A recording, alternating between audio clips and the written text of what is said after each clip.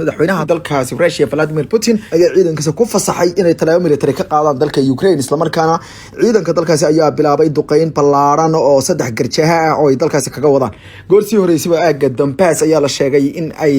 u muuqatay in dagaalka ugu badan halkaas uu ka dhacay wasiirka wasaaradda arrimaha gudaha ee dalka Ukraine Anthony ayaa waxa uu sheegay in dagaalka uu bilowday subaxnimadii hore ee waqtiga magaalada Kiev isla markaana sidoo kale magaalada caasimadda ay ku soo dhaceen gantaari ugu weynaa iyadoo duqeyn baan ay ka soconayso waxa uu bartiisa Facebook uu soo dhigay wuxuu ugu yeeray markaasi in aaga militariga xarunta dalka ugu weyn ee la duqeeyay gaar ahaan aaga loo yaqaano Kiev and Kharkiv waxa uu sheegay in artillery culus laga soo riday aaga Donbass sidoo kalena waxa shir degdeg ah isla markiiba isugu yimid xalay saq dhexe xilliga Mareykanka isla markaana saaka markay u ahayd Soomaaliya iyo waliba wadamada kale isku dhow dhinaca bariga dunida dalalka adduunka ee golaha ammaanka qaramada midoobay waxa halkaas isku farasaari gaaray madaxda dalalka gaar ahaan wakiilada u kala jooga Mareykanka iyo dalka Ruushka wakiilka ama safiirka dalka Ruushka u fadhiya magaalada New York ee dalka Mareykanka golaha ammaanka Vasily Nikolai Nepesia ayaa waxa uu ku tilmaamay in go'aanka uu yahay mid markaasi dan ku tiri ah oo lagu difaacay ayuu gobolka Donbass iyo sidoo kale wuxuu yiri dhibaatooyinka kale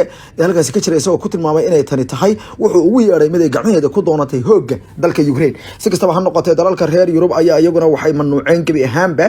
hawada dalkaasi in la isticmaalo Ukraine ayagoo wali aan ku darin dalka Russia iyadoo la sugayay saas war degdeg ay soo saareen golaha u qaabilsan xarunta dhinaca cirbixinta ama ilaalinta shacabka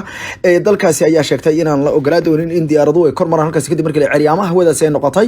waxaana la arkayay diyaaradaha dagaalka ee dalkaasi Russia iyagoo garabaxaya hawada dalkaasi mid dagaal aad u culus ayaa ka soconaya hareeraha inta badan deegaanada oo dhan iyadoo la sheegay in ciidamada dalka Ukraine ay wali sii wadaan iska caabin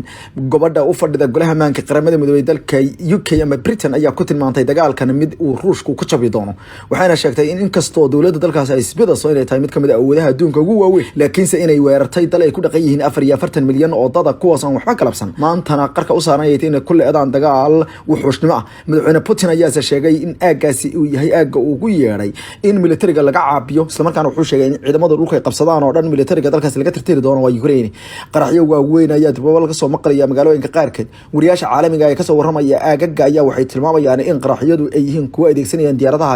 Russia jets ayagoo ay ku jiraan diyaaradaha Suq 27 iyo sidoo kale Suq 57 dhinaca istiraatiijiga duqeeya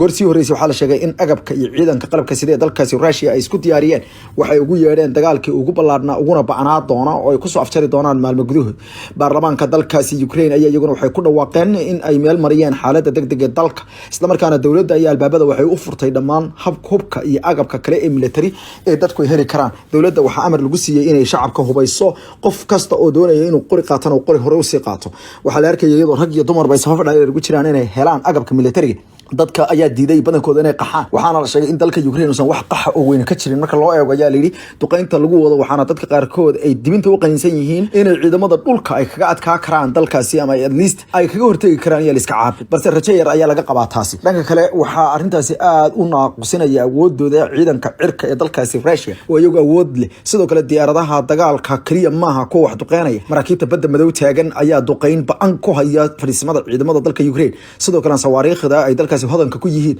iyo hubka kala duwan ayay goorsi horeysay sheegeen in ay ku soo dhawaadeen xeebaha dalka oo dhan waxa loo maleenayo wixii ka hadhay ciidankii dalkaasi ee xeebaha ayaa la kala eriyay iyadoo fooda horeba lagu qaatay ciidanka dalkaasi Ukraine saasi waxa sheegaya wararka ugu dambeeya halkaas ka imaanaya baarlamaanka laftooda ayaa ku dhawaaqay inay qayb ka noqon doonaan inay qaarkood hubka qaataan inkastoo baarlamaanku uu ku kala jabay mabaadi'da hubka in dadka oo dhan loo qaybiyo ay qaarkood ka digeen inay keeni karto in hadhowtaan dadka hubka laga soo celin haddana waxay isku wada raacsan yihiin sida muuqata ayaa la yiri in ay mahuraan tahay marakan in ciidankaasi loo markaasi la geeyo madaxweynaha dalka Mareykanka Joe Biden ayaa ku dhawaaqay isaguna in duulaan iska cad uu yahay arintaasi waxaana uu sheegay in ciidamadaasi ay haatan ilaa hadeerta aan la hubin inay u gudbi doonaan magaalooyinka kale inkastoo duqeyntu ay meelaha qaarkood ka dhacso ama ay magaalooyinka qaarkood ay gaadhay dalka Ukraine dalweynaha dalka Ukraine